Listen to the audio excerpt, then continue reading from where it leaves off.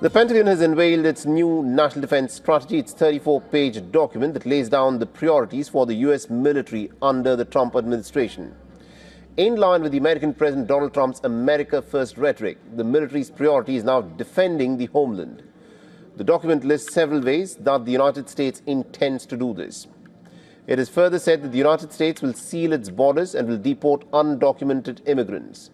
The document frames this as repelling an invasion, and the emphasis is on homeland security that comes at a time when the Trump administration has deployed federal troops in multiple U.S. cities, leading to fierce protests and clashes. Now, other ways that the Pentagon plans to defend the homeland is by implementing Trump's so-called Golden Dome air defense system, by maintaining a robust and a modern nuclear deterrent, and also by upholding the Monroe Doctrine, or what is now being called the Monroe Doctrine. Now remember, this Monroe Doctrine was in fact articulated by America's fifth president, James Monroe, way back in 1823. He had opposed any European powers trying to exert influence or intervene in the American hemisphere. Now, this was during the 1800s, so the focus primarily was colonization, but the doctrine has expanded over the centuries to mean that Washington has the only right to influence the entire of the Western Hemisphere. The Pentagon's new national defense strategy outlines as to how the plan has to go about it. It plans to provide Trump with options to guarantee U.S. military and commercial access to key terrain from the Arctic to South America and especially Greenland. Now, the emphasis on the U.S. access to the entire Western Hemisphere has come just days after Trump said that it secured a Greenland deal with the NATO chief Mark Rutte.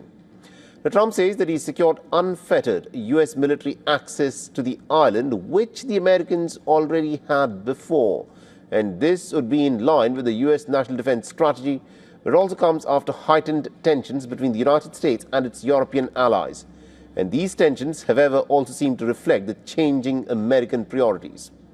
The new strategy document calls U.S. allies and partners to take up the primary responsibility for their own defense, suggesting that the United States will no longer bear the burden of securing the defenses of its allies. The document also reinforces Trump's policy position on pushing NATO and Europe to spend more on its defenses. The new strategy document also makes a significant departure from earlier U.S. position on other issues, including the perceived threat from China and efforts to deter North Korea's nuclear activity. The new strategy document also adopts a softer tone towards China. It does not describe Beijing as the top defense priority for Washington. Instead, it calls for some respectful relations with China. The previous versions of the document, both under Biden and Trump's first term, had described China as a central challenge to U.S. security. It also makes no mention, interestingly, of Taiwan. Now, the new strategy document also outlines a limited role for U.S. deterrence of North Korea. It says that South Korea is capable of taking up primary responsibility for its defenses with limited U.S. support. Also, it makes no mention of denuclearizing the Korean peninsula. It says that the shift in balance of responsibility is in line with the U.S. interest in updating its force posture on the Korean peninsula.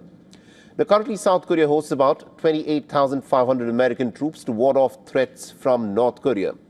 Now, Trump has been pressing allies, including South Korea and those in the NATO military alliance, to increase their defense spending. Under pressure, South Korea has approved a 7.5% increase in its defense budget for the year. South Korean President Lee Jae-myung has also pledged to raise defense spending to about 3.5% of the South Korean GDP.